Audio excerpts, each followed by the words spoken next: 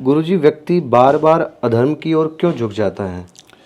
हाँ, देखिए, धर्म और अधर्म का विषय ऐसा है कि अनेक बार जानते हुए भी हम धर्म की प्रवृत्ति नहीं कर रख पाते और अधर्म को जानते हुए भी उस ओर झुक जाते हैं। जो व्यक्ति धर्म को अधर्म को नहीं जानता है वो भी इस तरह से होते रहते हैं। तो दोनों दृष्टियों से देखा जाए कि जो व्यक्ति धर्म और अधर्म को जानता ही नहीं है लेकिन दूसरे कहते हैं ये अधर्म में चला गया, धर्म में चला गया, तो वो जब हम अपनी इंद्रियों के अनुसार चलते हैं, उनको जो अच्छा लगता है उस ओर बढ़ते हैं, बाकी विचार नहीं करते हैं कि इससे दूसरों को हानि हो रही है या नहीं हो रही है, बस अपने स्वार्थ के लिए चलते हैं, तो हम अधर्म की ओर झुक जाते हैं। चाहे धन कमाने में हो, चाहे यश पाने में हो, अपने परिवार के पालन करने में हो।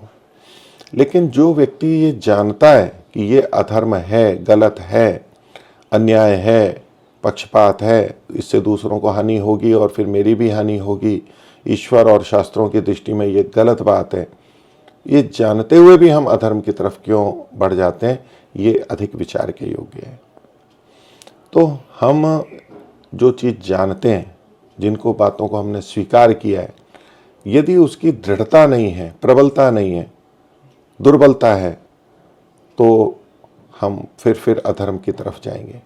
क्योंकि अधर्म करते हुए हमने बहुत समय बिताया, इस जन्म में भी और पिछले जन्मों में न जाने कब से, तो उसके हमारे ऊपर संस्कार पड़े हुए हैं, बुरे संस्कार हैं। यदि हम वर्तमान के ज्ञान के अनुसार प्रबलता से अपना निश्चय रखें तो पिछले संस्कारों को हम नियंत्रित कर सकते हैं। और कभी हमारा ज्ञान बढ़ता है, कभी प्रवचन सुना, कभी भजन सुना, कभी विशेष प्रेरणा मिल गई, तो विचार प्रबल होते हैं और संस्कारों को हम दबा लेते हैं। लेकिन वो हमारी ज्ञान की प्रबलता बनी नहीं रहती, वो दुर्बल हो जाती है, तो पिछले बुरे संस्कार, अधर्म के संस्कार फिर से उड़ जाते हैं।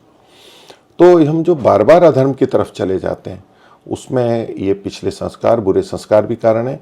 तो उसका उपाय यही है कि अपने ज्ञान को हमें सदा तरोताज़ा रखना होता है, बढ़ाए रखना होता है, भूलना नहीं होता है। अच्छी चीज़ों को जान करके हम यदि भूल जाएं, आलस्य प्रमाद करें, तो फिर से अधर्म की तरफ चले जाते हैं।